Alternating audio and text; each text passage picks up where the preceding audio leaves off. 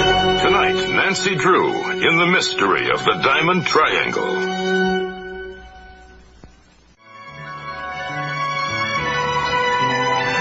George, you know, the Diamond Triangle Award is the highest award you can win in the Soaring Society. Growing up. Oh, you let me off at the complaint department. I'm going to report you for giving me butterflies. Nancy, you conned me into this.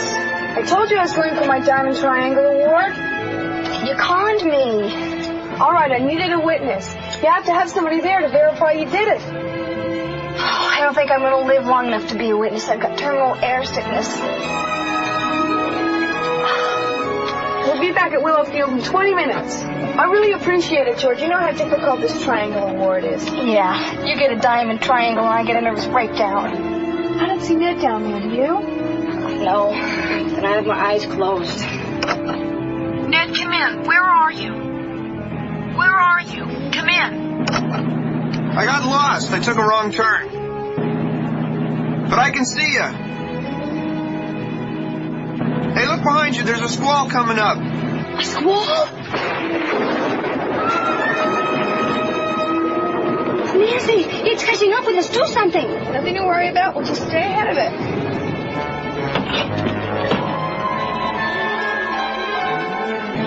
Are you all right?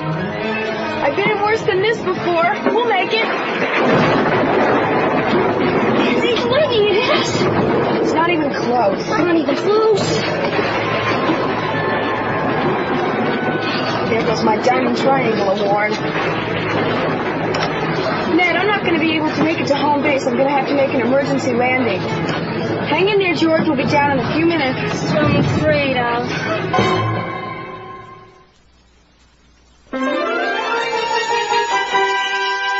There's an open field there, just past those hills.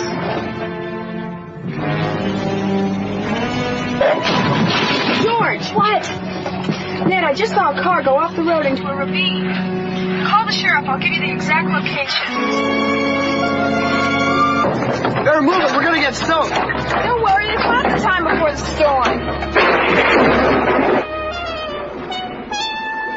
I feel like I've been over Niagara Falls in a baggie. How do you think I feel?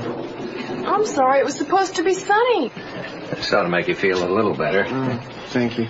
Thanks. I'm sorry you didn't get your Diamond Triangle, Nancy. It's all right. We'll make it next time.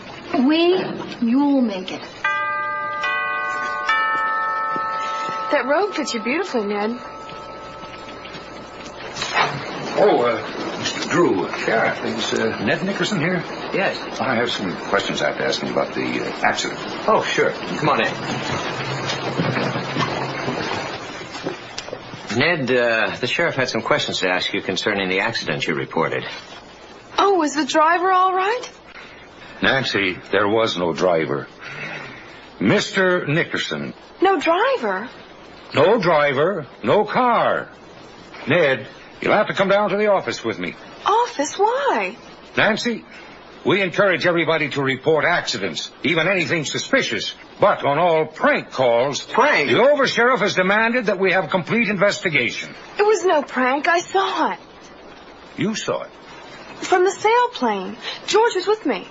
Well, I would have seen it too. My eyes were closed.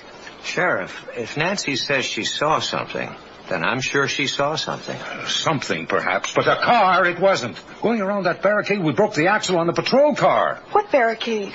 Nancy, that road's been closed for 3 years, ever since the bridge was washed out. Well, maybe the driver drove out. A tank couldn't have made it, and there's no other way in or out. Now, you'll have to come along with me. I'll go with you, Ned. We'll get this cleared up in no time. But I saw the car. Ned only reported it. Nancy, let me handle it, please. Come on, Ned. See if your clothes are dried. I guess it just goes to prove that you can't believe everything you see. Not on your life. It just means we're going to have to take a closer look. Maybe a tow truck hauled the car out before the police got there. I checked that out this morning. No tow trucks were reported in this area since the bridge washed out. Oh, here's the barricade where they had to get out and walk. I'm going to take a closer look. Come on. We're on the ground now, so you can keep your eyes open. Nancy, I've worked on a lot of important cases with you. There's no need for you to tell... What is it? This is snake country, if ever I saw it. Come on. No wonder they broke an axle. Figures. But if this is the only way in... Well, then why are we looking for a car that couldn't possibly be there? Because I saw it. What was that? That's a loon. They hang out at Lake Arbutus. Why is he laughing at us? Okay. This is a dead-end road with a washed-out bridge, so you can't get here by car, right? Right. Then how could a car have been here yesterday? Because I saw it, George. George, did you hear something? No. Did you? Right here is where it went off the road. If only the rain hadn't washed away the tracks, we could prove it. I saw a movie once. The car disappeared into quicksand. George, this isn't quicksand. Come on. Be careful. Well, there's no sign of any car. Would have needed a tow truck to get it out of here. At least one. And you said there weren't any tow truck calls in this area. We got a washed-out bridge, a dead-end road, so many questions and no answers. I know. But this is where it skidded off, George. And it was a very unusual car. I've never seen anything like it before. George. Come on.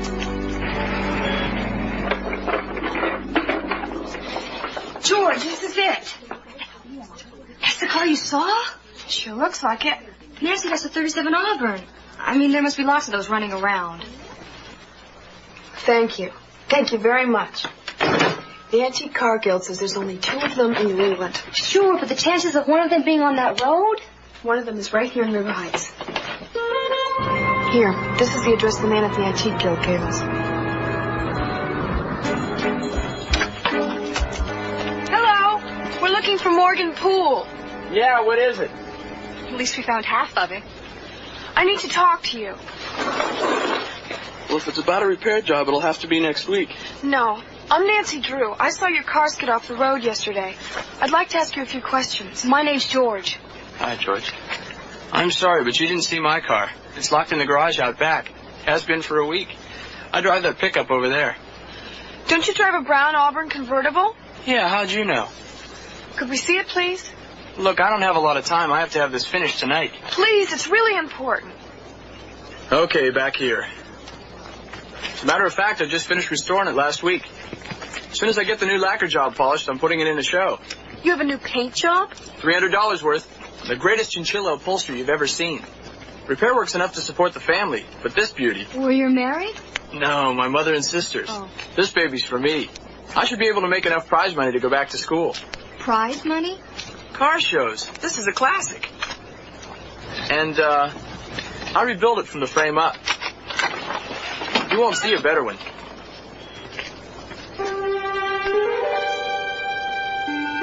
I don't see anything. Where is it? You should know. I told you I haven't checked the garage in a week. I would have called the police. Well, I think you better do that now. Fat chance they'll find it. Could have been gone for a week already. Nancy saw it yesterday. Everybody knows that if a car isn't reported stolen in the first few hours, you couldn't get anything back but a stripped chassis. Aren't you insured? Yeah, but book value's nothing compared to what I owe in parts alone. Sounds to me like you're going to need a lawyer. No way. I can't afford bus fare now. Nancy's father's a lawyer.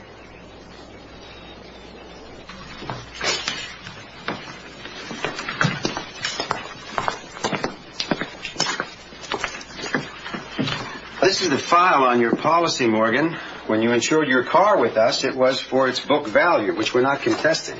But it's worth triple that now that I've restored it. That's what you told me last week. Right. And you were going to bring me an appraisal as proof of the new value. Yes, sir, but I had to let the new paint job dry first. Unfortunately, Mr. Everett, Morgan's car was stolen before he got the appraisal. The paint job was the last part of the restoration.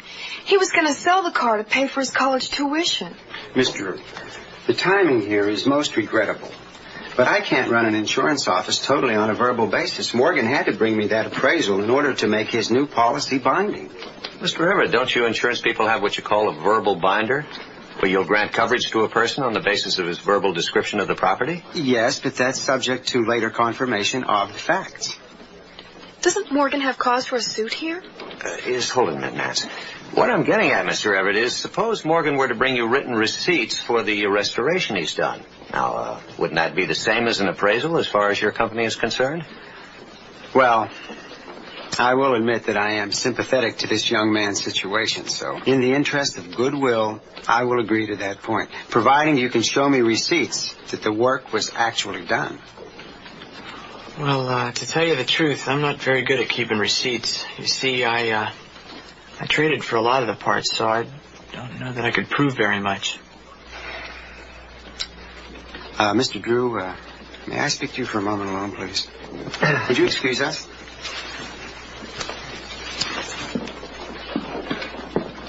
Mr. Drew, we have a lot of this youngsters selling their hubcaps and then later reporting stolen. I don't have any of those receipts. That would be fraud. Well, I'm afraid young people don't realize how serious it is. Well, I think that we'd better get back to you after we check on this somewhat further. All right, let's go. Thanks, Mr. Everett. Goodbye. Well, I gotta get back to work. Thank you, Mr. Drew. Nancy? Now remember, it's very important that you get those receipts. If the car isn't found within 30 days, then you collect immediately. But the amount you collect depends upon what we can prove you spent on it. Yeah, I know. I'll call you if I can find them, okay? Nancy, Morgan Poole could be in a lot of trouble. He could be guilty of a felony if he's lying about that car. See, I told you. I knew it when I saw the lock. Well, one way to find out for sure is if you handle the case. Ah, dear. All right. In the meantime, I think I should take care of the rest of my practice, so I'll see you back at the house later. Thanks, Dad. Bye. Bye-bye. Take care, Mr. Drew. You do the same. Nancy, you won't be alone on the case. I'm going all the way with this one. Even if we do have a particular client.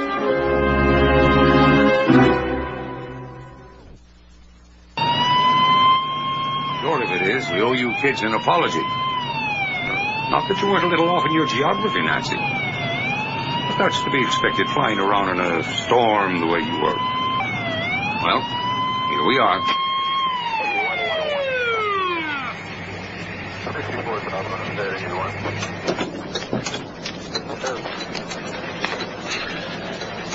Well, you feel vindicated, Nancy? Disoriented's more like it.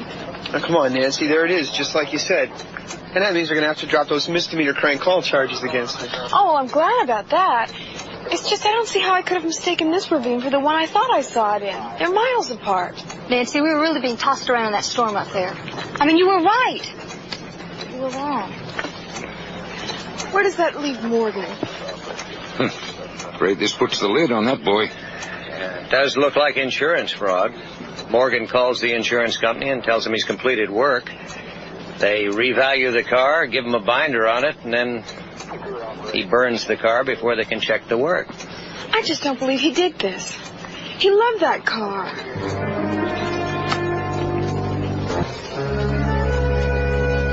Okay, what's the matter? Well, I'm no expert, but if that was chinchilla on those seats, I'm a fullback. Well, you can play in my backfield anytime. It isn't funny, Ned. I believed him.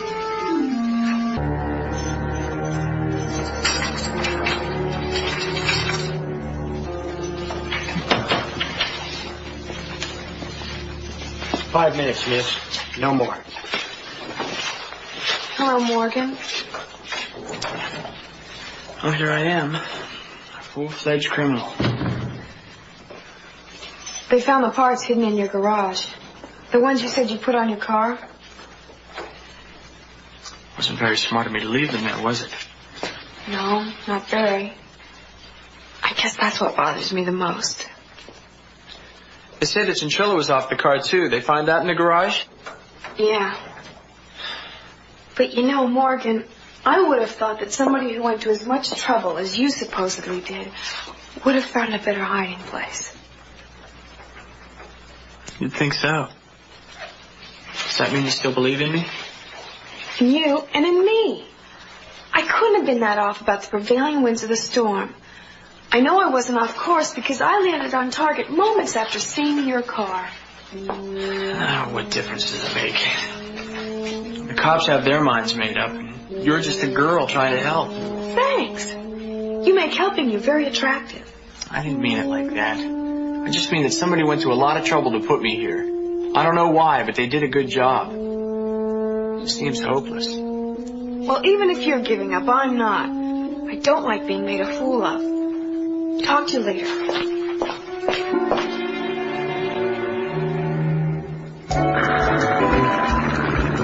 Well, this is great, isn't it? I thought you two sleuths had a blood pact, never to split up. Right. There's the chance that we might crack up that turned her off. Well, you did the right thing in calling me. I've been needing some stick time. Stick time? Ned, you don't even have your glasses on. I was hoping you'd handle the camera. No, now, come on, Nancy. I have almost as many hours as you do. Besides, I'm cleared for flying without my glasses. That's because I fly by the seat of my pants. Let's cut loose. What are we, 5,000 feet? Ned, that's 500 feet. Put your glasses on.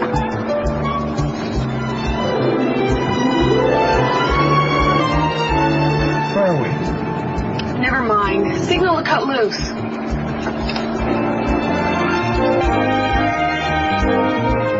We'll be over the ravine soon. Keep it steady. Take it lower, but keep the speed up. Aye, aye, Captain.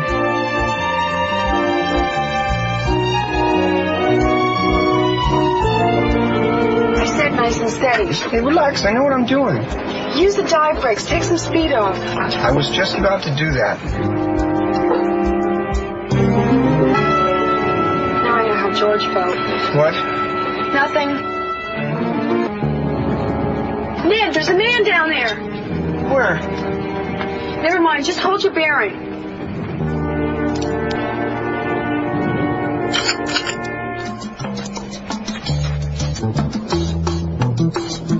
Did you get it? I don't know. I hope so. I do too. I couldn't see anything. Thanks. Hammer 2. There's a sailplane in the area, flying low. Didn't get the markings. There's only one glider field in the area. We'll check out when it lands.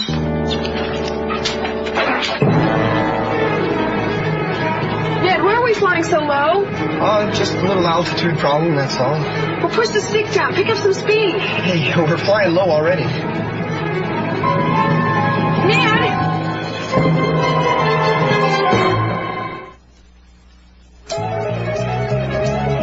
Watch out for those trees. Let me take it. Tighten your seatbelt. Here we go. I loved every minute of it. More fun than a broken roller coaster. Well, I'm glad you enjoyed it. Just a couple of kids, Birch. Just to make sure, let's get the license number of their car. Congratulations, Nancy. It's a nice landscape. Well, there's a man in there. What happened to his head? Well, Ned swooped when he should have swerved. It was an updraft. Could happen to anyone. Look, that has to be a walkie-talkie. Now, why would a man be out there in the middle of nowhere with a walkie-talkie? He could be a member of the Audubon Society. George, that man is no bird watcher. No, I tend to agree. Now, if he were a hunter, he'd have a gun. And if he were a bird watcher, he'd have binoculars. He's got a walkie-talkie. Why? George, you were telling me about your great hunches on this case. Yeah, I've got a hunch. What is it? I've got a hunch that I should get out of here before you suggest we go back out there where that man is. I'm sure Ned will go with me. No, I don't think that's any place for a girl. Not even two girls. I'll go out and have a look around when I finish up at the office. But, Ned, that could be too late. If they saw our glider, they could be getting things out of there right now. Taking what things out? Whatever it is that they're hiding with those walkie-talkies. Nancy, you can't go out there by yourself. And we both know where George stands. Now, if you want my help, we're going to have to do things my way. I'll let you know what I find out. That's very nice of you, Ned. Don't mention it. Catch you later, George. What did he mean by, you don't know where George stands? Well, I really don't know, George. You do, too. He's saying that I don't have the nerve to go back out there with you. Is that what he's saying? Well, he's also saying that you aren't capable of doing the same job he is. Kind of makes you want to prove a point, doesn't it, George?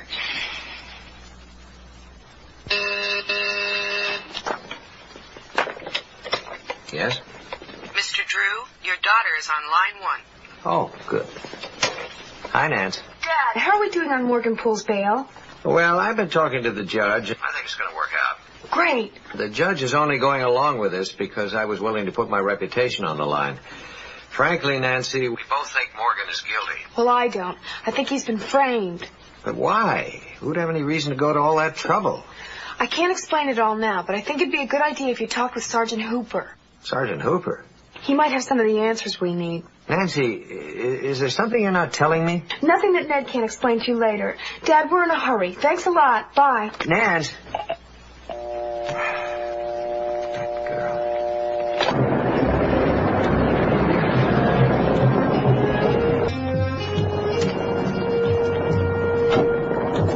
Let's hide. Get back.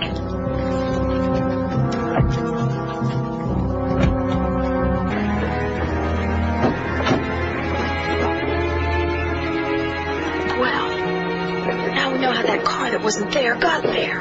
We solved the mystery. We can go.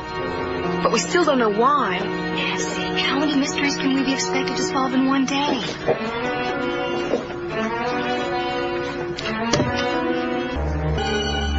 It's getting dark. Yeah. Nancy, I know that owls come out at night. Do snakes go in?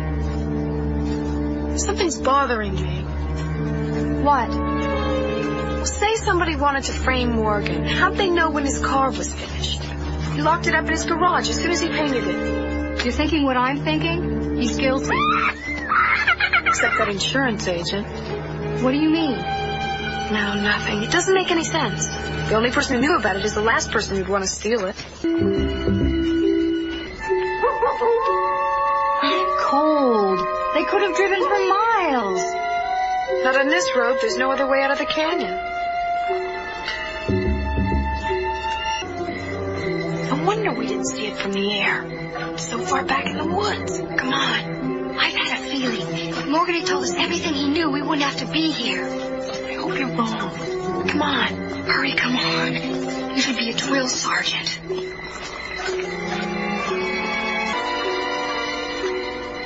No wonder we didn't see the building. It's camouflaged.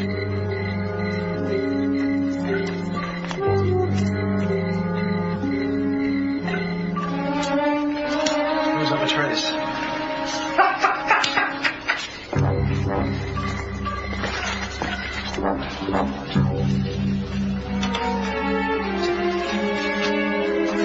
They're even tougher looking than the ones who drove over the gully. I wonder what they're up to. They're playing cards. Let's go home. We haven't found out anything yet. Poker's illegal around here, but hardly worth an arrest. And upsetting those guys? Let's go. No, come on.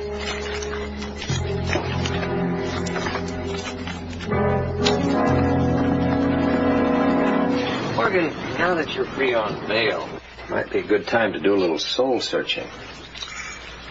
Yes, sir. I mean, the judge would take into account your youth and the fact that you wanted the money to go to college. You mean if I pled guilty? That's right. But I'm innocent, Mr. Drew. Morgan, if you're innocent, then someone has concocted the most incredible set of circumstantial evidence against you that I've ever seen. Yeah, I guess it is kind of hard to believe. Impossible is more like it.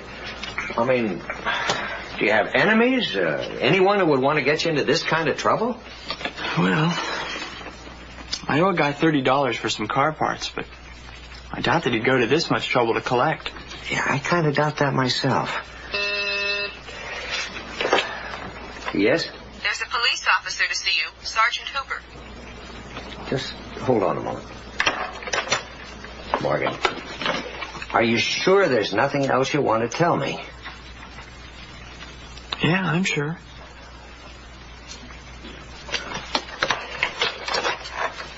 You ask Sergeant Hooper to come in, please?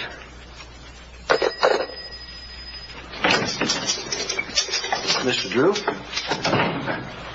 Nice to see you again, Sergeant. Sergeant Hooper, this is Morgan Poole. How do you do? Sir? Morgan, the sergeant is with the Fraud and Car Theft Division. Nancy thought he might be able to help. I got back to you sooner, Mr. Drew, only we've had a mess of these car thefts lately. I thought car thieves stayed away from the more unusual models because they're so easy to spot. They always have. But suddenly they've become very popular with these thieves. Quite a few have been disappearing these past 6 months. It's kind of strange, isn't it? I mean, cars that are easy to spot and difficult to unload begin to disappear. Why would that suddenly happen? Unless they were being stolen to order. You mean they find out, for instance, that somebody's in the market for a car like mine, so they find one and steal it? Give it a new paint job, new license plates, new serial number, and they're in. It's been done before. But they'd have to have some way to locate exactly the model car that they wanted. Morgan's car was taken right out of his garage. The lock wasn't even broken. The lock wasn't broken? It was a combination lock. Sergeant, I'd like to have my assistant do some checking on this for you. You remember my daughter, Nancy. Why don't you come on home with me, Sergeant? I have a feeling Nancy might have a lead on this already.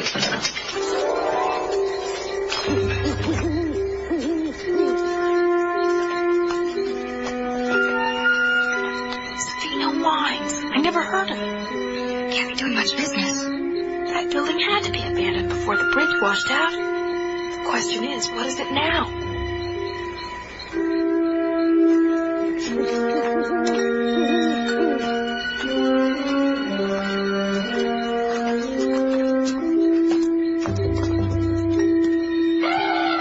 What are we going to do, Nancy? I don't know.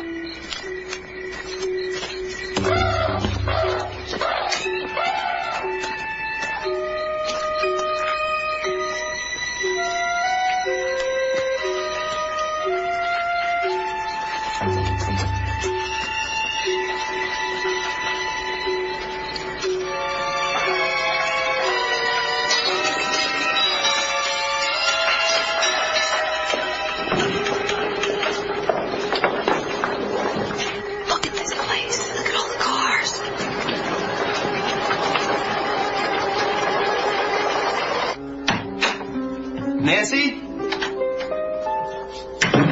Mr. Drew?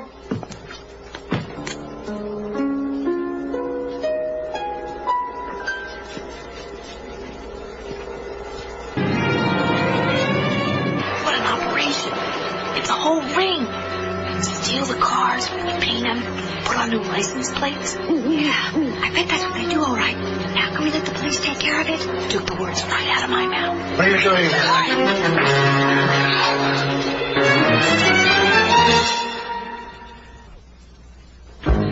I asked, what are you two doing here? We're on a nature walk. School project, observing owls and other night creatures. He's the one I saw land in the glider. Come on, let's get out of here.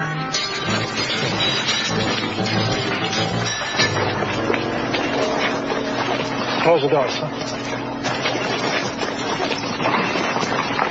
These cars must be worth $100,000. Too long by the time we get finished with them. Oh, mister, we don't care. Just let us go. Let's go. In here. Keep an eye on them. Mr. Drew? Mr. Drew?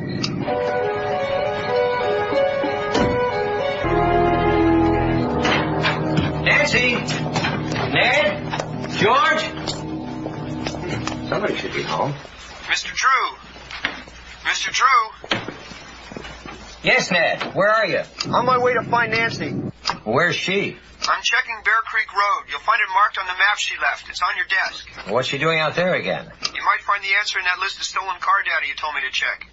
Yes? Computer analyzed the geographical area, make of the car, all ownership factors. The bottom line, Ned. 85% of all the expensive models were insured by the same company, Apex. That's the company I'm insured with. That makes sense. All anyone would have to do would be to punch into the Apex computer. They could find any make or model car they wanted to steal. I think I'll stop looking for stolen cars and go talk to the people at Apex. Young man, you come along with me. Yeah, first we have to find Nancy. Ned, have you tried to raise Nancy on the CB? Ever since I couldn't get you on the phone. Well, keep trying. We'll be right out. Nancy, this is Ned. Nancy? Nancy, come in. This is Ned. Nancy.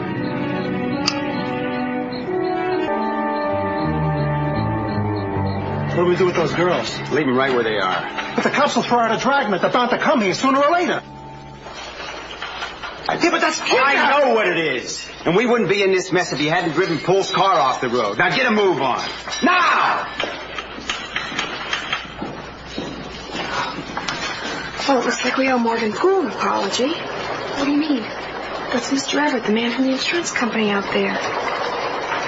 Morgan's innocent. I'm glad. Now it all makes sense.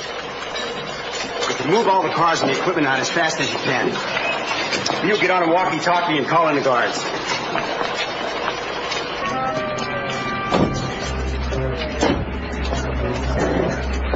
Look at this. Now this explains a lot.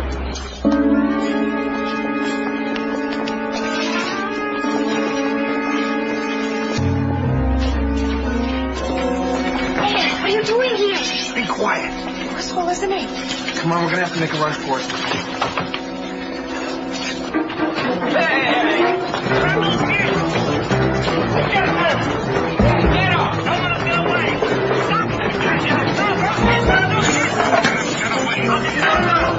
Don't let them get away! Oh, my eyes! Slacker! Get the car! Well, that's one way to get a parking place. All right, get them out of there. And this time, put them someplace where they don't get away. Come on! Get that guy! Don't let him get away! Move slow, get your hands up against the wall. Come on, come on! Move along. Come on, come on, come on, come on.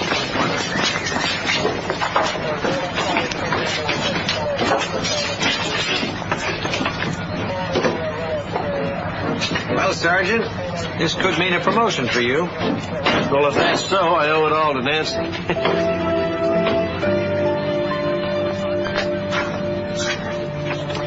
Yeah, that's some restoration job.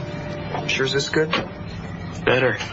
There'll never be another one like mine. I don't understand why they totaled Morgan's car. Well, it didn't cost them a dime. They stole the car, and they did need a diversion while they found a new place to set up their operation. Right. The burned-out car provided an explanation for what Nancy saw from the air. It's supposed to keep anyone from nosing around. It almost worked. What a waste to destroy a car like that. Yeah, it'll be a while before I can afford another one. And what about the insurance money? I have to use that for my education. Cars are out of my life for a while. Well, maybe not. There should be a big reward for finding all these cars. I didn't do anything. Well, George thinks you deserve it. Don't you, George? Yeah. And an apology. I've got it made. In 8 more minutes, I'll have my diamond triangle. What are you doing? I'm getting a closer look. There's a man down there with a blinker light. I wonder who he's signaling to. If I had a parachute, I swear I'd jump.